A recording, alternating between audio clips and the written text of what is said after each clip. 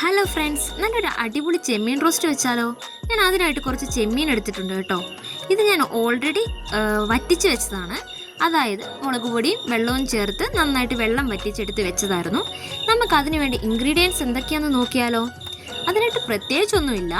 കുറച്ച് മുളക് പൊടിയും കുറച്ച് കുരുമുളക് പൊടിയും അതുപോലെ തന്നെ കുറച്ച് മഞ്ഞൾ പൊടിയും ഇട്ടിട്ട് നമ്മൾ എന്ത് ചെയ്യുക, നന്നായിട്ട് ഈ ചെമ്മീൻ മിക്സാക്കി വെക്കുക.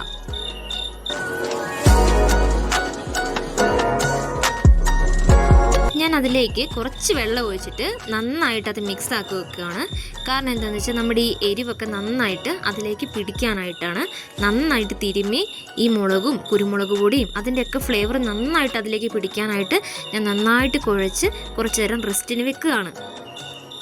ഇനിയാണെങ്കിൽ ഒരു പാനിൽ നമ്മൾ കുറച്ച് എണ്ണ ഒഴിച്ച് എന്ത് ചെയ്യുക, ചട്ടിയിൽ നന്നായിട്ട് പിടിപ്പിച്ചു. എന്നിട്ട് അതിലേക്ക് 2 തണ്ട് കരിയാപ്പില ഞാൻ ഇട്ടു. കരിയാപ്പില ഇട്ട് നന്നായിട്ട് എണ്ണ തിളച്ച് വന്ന് കഴിയുമ്പോഴത്തേക്കിനും അതിലേക്ക് എന്ത് ചെയ്യും, ഈ ചെമ്മീനുകളെല്ലാം ഞാൻ അതിനകത്തേക്ക് പിറക്കി വെച്ചിട്ട് ഒന്ന് ഫ്രൈ ചെയ്തെടുക്കും. ഈ ചെമ്മീൻ്റെ പ്രത്യേകത എന്താണെന്ന് വെച്ചാൽ ഇതിന് നന്നായിട്ട് കുക്കാകേണ്ട ആവശ്യമുണ്ട്. അതുകൊണ്ട് തന്നെ നന്നായിട്ട് 2 സൈഡ് ഞാൻ എന്ത് ചെയ്യുക, നന്നായിട്ട് ഫ്രൈ ആക്കി എടുക്കുകയാണ്. ലോ ഫ്ലെയിമിലിട്ടായിരിക്കും ഞാനിത് ഫ്രൈ ആക്കി എടുക്കുന്നത്. ഓക്കെ, എന്നിട്ട് ഞാൻ തിരിച്ചു മറിച്ച് വിട്ടിട്ട് നന്നായിട്ട് എന്ത് ചെയ്യുക, ഫ്രൈ ചെയ്തെടുത്തു.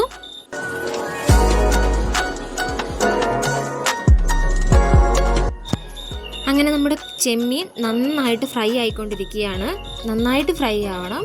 തിരിച്ചും മറിച്ചു വിട്ട് ഞാൻ ഫ്രൈ ആക്കിക്കൊണ്ടിരിക്കുകയാണ്. ഇതാ ഇങ്ങനെ ഒരു സ്റ്റേജിൽ എത്തിക്കഴിയുമ്പോൾ തീ ഓഫ് ചെയ്യുക. ഇനി ഞാൻ എന്ത് ചെയ്യുന്നതെന്ന് വെച്ചാൽ ഒരു പാൻ വെച്ചിട്ട് അതിലേക്ക് സൺഫ്ലവർ ഓയിലാണ് ഞാൻ യൂസ് ആക്കുന്നത്. സൺഫ്ലവർ ഓയിൽ ഒഴിച്ചു. അതിനുശേഷം ഞാൻ അതിലേക്ക് കുറച്ച് കടുക് ഇടുന്നുണ്ട്. കടുകിട്ടിട്ട് അതിനുശേഷം കുറച്ച് സവോള ഇട്ടു. പിന്നെ വേണ്ടതെന്ന് പറഞ്ഞു കഴിഞ്ഞാൽ ഒരു തക്കാളിക്ക് എടുത്തു. പിന്നെ ഒരു പച്ചമുളക്, നമ്മുടെ വീട്ടിലെ പച്ചമുളക് ആയതുകൊണ്ട് ഞാൻ ഒന്നേ യൂസ് ആക്കിയുള്ളൂ. പിന്നെ ആവശ്യത്തിന് ഇഞ്ചി, വെളുത്തുള്ളി, പിന്നെ കരിയാപ്പില. ഈ വഴന്നു വന്ന് നമ്മുടെ സവോളയ്ക്കകത്തേക്ക് ഇത്രയും സാധനങ്ങൾ ഞാൻ ഇട്ട് കൊടുത്ത് നന്നായി വഴറ്റാൻ പോവുകയാണ്. അടിയിൽ പിടിക്കാതെ ലോ ഫ്ലെയിമിലിട്ടിട്ട് നന്നായിട്ട് ഇളക്കി കൊടുക്കുക. നന്നായിട്ട് ഇളക്കി കൊടുത്ത് നന്നായിട്ട് വഴന്നു വരണം. എത്രമാത്രം നമ്മുടെ സവോള വഴരുന്നു അതനുസരിച്ച് കറിക്ക് എന്ത് ചെയ്യാം, ടേസ്റ്റ് ആയിരിക്കും. അതുകൊണ്ട് നന്നായിട്ട് വഴഴുക. ലോ ഫ്ലെയിമിലിട്ട് നന്നാക്കി വഴറ്റിയെടുക്കുക. ഇനി ഇതിലേക്ക് ഞാൻ ആവശ്യത്തിനുള്ള ഉപ്പിട്ട് കൊടുക്കുകയാണ്. ഉപ്പ് നോക്കിയിട്ട് ഇടാവുള്ളൂ. ഞാൻ ഓൾറെഡി കൊഞ്ചിനകത്ത് ഉപ്പിട്ടാട്ടാണത് വറ്റിച്ച് വെച്ചിരുന്നത്. അതുകൊണ്ട് ആവശ്യത്തിനുള്ള ഉപ്പിട്ടിട്ട് എന്ത് ചെയ്യുക, ഞാൻ നന്നായിട്ട് വഴറ്റി കൊടുക്കുകയാണ്.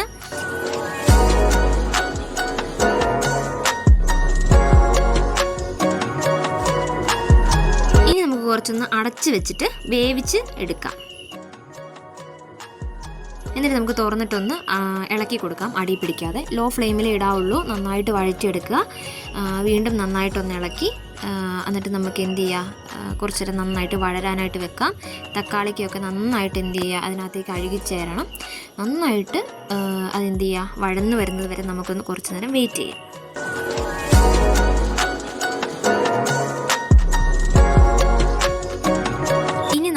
ഇതിലേക്ക് നമ്മൾ ആഡ് ചെയ്യാൻ പോകുന്നത് ഇതിന് വേണ്ട പൊടി ഐറ്റംസ് ആണ്.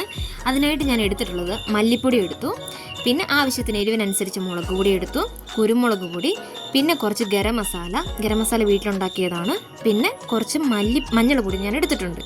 ഈ ഗരം മസാല ആണെങ്കിൽ നമ്മൾ വീട്ടിൽ തന്നെ ഉണ്ടാക്കിയതാണ്. പെരുംജീരകവും അതുപോലെ എന്താണ് തക്കോലം, പിന്നെ കറുവപ്പട്ട എല്ലാം കൂടെ വറുത്ത് പൊടിച്ചതാണ്. അത് നമ്മുടെ നന്നായിട്ട് വഴന്നു വന്നിരിക്കുന്ന നമ്മുടെ സവോളയ്ക്കകത്തേക്ക് ഇട്ട് നന്നായിട്ട് ചൂടാക്കി എടുക്കുകയാണ് ഇനി ചെയ്യേണ്ടത്.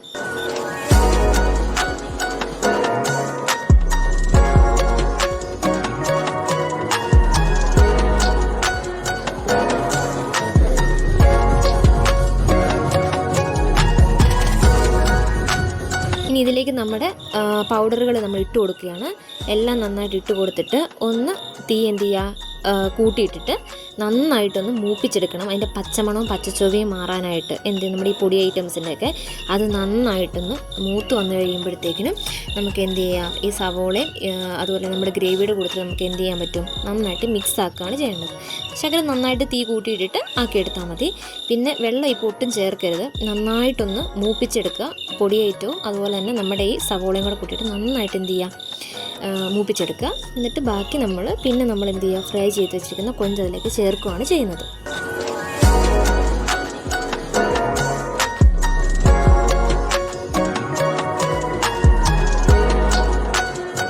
ഇനി നമ്മൾ ഈ വഴന്ന് വന്ന സവോളക്കകത്തേക്ക് നമ്മൾ കുറച്ച് വെള്ളം ഒഴിക്കുകയാണ്.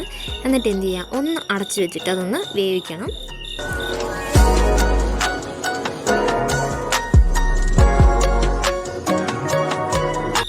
ഈ ഗ്രേവിയിലേക്ക് നമ്മൾ എന്ത് ചെയ്യും, വറുത്ത് വെച്ചിരിക്കുന്ന നമ്മുടെ ഈ പ്രോൺസ് എന്ത് ചെയ്യുന്നു, നമ്മൾ ഇട്ട് കൊടുക്കുന്നു.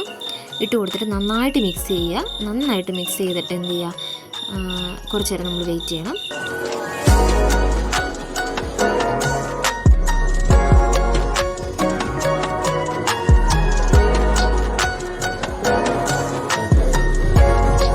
നമ്മുടെ ചെമ്മീൻ റോസ്റ്റ് നല്ല മസാലയെല്ലാം പിടിച്ച് കറക്റ്റായിട്ട് വന്നിട്ടുണ്ട്.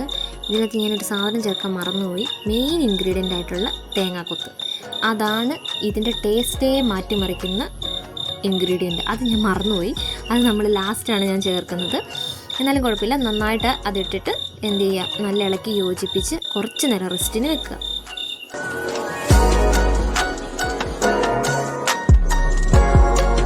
അങ്ങനെ നമ്മുടെ അടിപൊളി ചെമ്മീൻ റോസ്റ്റ് റെഡി ആയിട്ടുണ്ട് ഗൈസ്. ഇനി നല്ല അടിപൊളി കപ്പയുടെ കൂട്ടത്തിൽ കഴിച്ചാൽ മതി.